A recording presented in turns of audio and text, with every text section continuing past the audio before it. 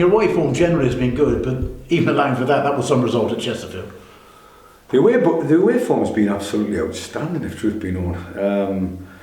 And I don't know what it is. I don't know. Sometimes people like to travel away and prepare for games and be on a different ground and listen to the hostility and try and fight that in their own minds, as it were, psychologically.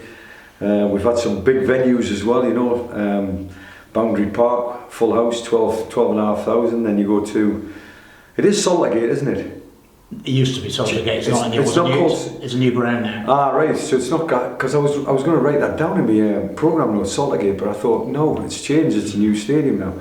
Anyway, we went to Chesterfield and not a full house, but 8,500. And you think to yourself, the players are putting markers down every time we perform well or we play against opposition that have had a great season. There's no doubt about it. Chesterfield. It was no coincidence that the first game since they've got the title, the first game since they've been promoted at home, and we did a guard of honour in respect of that. And I was part of that guard of honour, watching these players come on the field to play, thinking, wow. And people talked about it could have been a second team. It doesn't matter. As far as I'm concerned, Chesterfield's squad itself in its entirety was enough to win the title, and probably what we talked about, the second team was probably enough to be in the top six. So you're looking at a very good squad, very healthy team, very good budget, great manager, and a good team. And we had to clap this team onto the field of play and then play them. That for me was the test of the character of our team, and was the best test of character.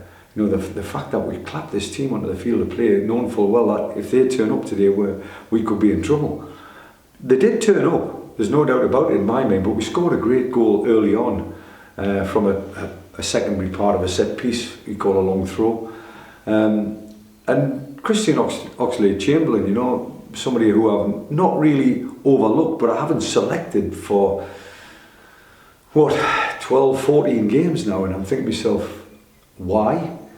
And I've worked it out in my own head. It was probably the fact that he could play in so many positions, and I didn't quite know which one was his best position. And when he actually identified that to me as central midfield, the opportunities haven't really manifested themselves until the injury to one of his best mates in the team, which was to Shane Byrne. And that's created a little bit of a problem in the centre of the park, where we only have young lads, inexperienced lads to a certain extent, Regan Griffiths, Zach Brown, even Charlie Weston, who's just turned up, 21-year-old.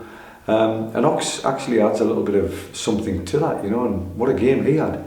But the character of the team wasn't just about Christian Oxlade-Chamberlain, it was about everybody. I think that back three has showed itself to be maybe one of our best back threes, with Matty Preston in the middle of the three, and the legs of Alex Penny and I would say the defensive responsibilities of Rhys McAnally, so there's certain things that have been pieced together. Sometimes you get thrown together, sometimes circumstances prevail, sometimes you stumble upon these things as managers, but I've been looking at it long and hard, and maybe that was our best team. Certainly looked like our best formation when we've been really toiling and struggling to match teams up in the middle of the park. With the system that we've been playing, we've been getting to a certain extent outnumbered in the middle of the park. Well, we matched that up on Monday, and certainly matched up against the champions. And in the end, I thought we deserved to win the game. If you look at a team, people talk about XG. I don't know if you know this XG rating, this new thing that's been created by the science side of the game. XG for Chesterfield has been over 2 goals per game. And on Monday it was 0.15. So defensively it means 1, we were organised, 2, we were at it, 3, we had the right shape and the right players in that shape, and the most important part, 4, we scored 3 goals against a team that does concede goals, it has to be said, but has scored over 100 goals. So all in all, it was a great day at the office, but it's on the way behind as far as I'm concerned now, and a lot of people have patted me and the team on the back for the last 2 or 3 days. I'm telling the players to dust themselves down and let's get on with the next game. That one's gone now, and that's the most important thing, that we have to forget about the last game, learn from it and take it into the next one. But it doesn't half illustrate how tight it is really, because I was talking on the press bench with colleagues after the Altrincham game here, which of course you lost 3-1. Yeah.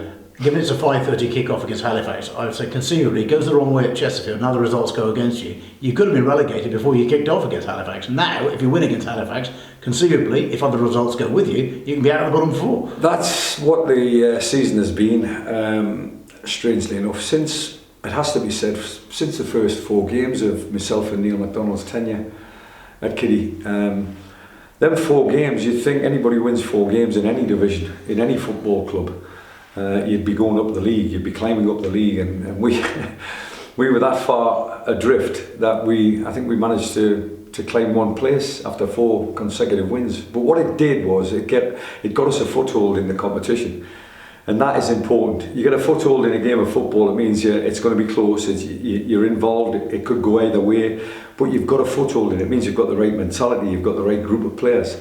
We got a foothold in the competition by winning them 4 games on the bounce, and then after that I've been grinding results at places like Oldham, at places like Solihull Moors. The draws that we've been getting, there've been points gained, but these points gained all in all have led us to maybe 3rd or even 4th bottom. The moment comes when we get out this bottom 4, hopefully by the end of this season it'll be after the Barnet game, if not before the Barnet game. But I've not even looked at the league table with regards to the defeat against Altrincham and then the win against Chesterfield, and what would it look like if it had been win against Altrincham, defeat against Chesterfield. I don't work like that. I unfortunately look at the one ahead, and I'm looking at the Halifax game, and I'm thinking, is it winnable? Of course it is. And I'm thinking it's an old team of mine. I've a lot of synergy with Halifax. I lived in Halifax for a long time. Got family there, etc., etc. So there's all sorts of things to like about Halifax Town, but the one thing I disliked about it was the game against York and the state of the Shea. It's nothing short of scandalous. It was one of the best pitches in the lower divisions back in the day when I was playing, and used to have a groundsman that was headhunted by Leeds United, strangely enough. But you look at the Shea now and you think to yourself, wow, what has happened to that football club? And if they don't get promoted, if they don't get in the playoffs, they've got themselves to blame, because that home pitch needs to be, the league needs to look at it, to tell you the truth, because if they've not got a groundsman, because it looks like they haven't got a groundsman, if they've not got one, sanctions should be put in place. And we're working our tripe off here to try and help the groundsman, to give them as much money and help as we possibly can to get the best service that we can to play the most attractive football for Kidderminster Harriers fans. And yet, some of the pitches that we've been to this season, I don't care how far down the league you go, you have a duty and a right and a purpose to the game itself. And if you can't get a surface that's conducive to playing, then you shouldn't be in the league, as far as I'm concerned. And that is the end of my rant with regards to Halifax Town. We've still got them to play at Agbra. They're a good side. There's no doubt about it. They're playing football at the moment at the right end of the division, which I've said many times. But we're playing football with a purpose, and that purpose is survival, and we have to bring that survival mentality to the party for the next 2 home games and then away to Barnet. But it starts on Saturday, and it starts on Saturday at 5:30, not at 3 o'clock on the TV, and we have to show the footballing world what we're about. Over the years in the National League, there have been evidence of clubs who were promoted from the feeder leagues of North or the South who have scrapped away and just got out of it. Gateshead, one who sprang to mind a few years ago, they were right down amongst it, but they got out of trouble, and since then, of course, they've gone on from strength to strength, and fair play to them.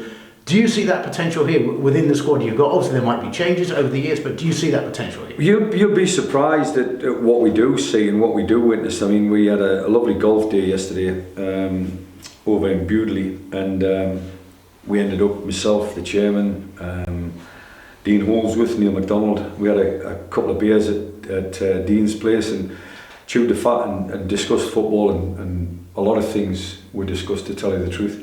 But again, I re-emphasise, I'm not negative by any stretch of the imagination with regards to this. We're here to survive and keep Kidderminster Harriers in this division, to provide a platform for Kidderminster Harriers, not for me, for Kidderminster Harriers. If I'm at the football club, it's because we've agreed a deal after the 20th of April. But again, I emphasise I'm here till the 20th of April and to do that job in particular. The club, I feel I owe a debt of gratitude to for giving me an opportunity, but at the same time, I feel that myself and Neil MacDonald have not had to prove ourselves. We've actually just given ourselves a chance to survive, you know. If somebody had said, I'll give you 18 games and then take 15 of them away and give you 3 games and be in the situation that we're in, would you have taken it? I would have said absolutely. Absolutely. With 3 games to go, win 2 out of 3, win 3 out of 3, get 7 points out of 3, will that be enough? We had a points total at the start. That points total is still achievable with 3 games to go, but again, I keep on emphasising, and I have done in my programme notes, we're back at Agbro. We've got to make this a fortress of some sort, because it hasn't been, if truth be known. At the start it was. I think we had to go 2 goals down in 2 of the games to get people off their seats, to get them behind the team, because they had something to fight for. And I've been trying to work out, the people of Kidderminster, what is it that makes them tick, you know? Do they want entertainment? Do they want grit and determination? Do they want people who fight for a shirt? And I've had to work that one out. Well, we've got a team that fights for the shirt, and certain people, you know, they're great examples of that, and we've got enough of them on the field to play on Saturday evening, and hopefully we can show, as I say, to the TV cameras and the rest of the footballing world that we're going to fight tooth and nail, hammer and tongs until the end. Clearly it's on the telly, you'd like to put on a show if you could, but I'm guessing you'd take the ugliest 1-0 win in the world at this moment. Uglier than the Hartlepool one, which is another one of my former clubs. I mean, dear me, what a night that was, and you know, Matty's standing there laughing behind the camera. Went up to Victoria Park 3-4 days into my tenure, or into my second game, and it was blown a hoolie. It was 100-mile-an-hour winds. And we got to half-time 0-0, and we were thinking, my word, that was a proper tin helmets kind of game up until half-time. But I was thinking in the second half, we had the wind with us, and we were thinking this is going to blow into the goal. One of the chances, and lo and behold, it did. It was a cross that went in the back post. It was the worst game of football ever, and but it was the ugliest and most beautiful 3 points in the history of the game. If we get one of them on Saturday, I am not bothered, and I'm sure that Kidderminster Harriers fans will not be bothered neither. It'll be a statistic in the past come the end of the season when we've survived, and that's all that matters on Saturday. Final question, just about your squad really. Are you okay going to this squad, boys? You wouldn't believe how many was on the training ground this morning. We had 23 bodies on the training ground today. I think it was only Shane Byrne that didn't train, which is quite phenomenal when you think about it, but it is testimony to the physios, the backroom staff, the fitness coaches, giving us all the possible problems that a manager can ever imagine. But it's always nice going into a game of football when you've beaten the champions, not elect, the champions, on their own patch, and I think for the first time in 54 games or something like that. It's nice to be able to maybe walk onto the training ground and say same team, same formation, same subs. I'm not saying I've said that, but it would be nice to do that, and this morning was that morning.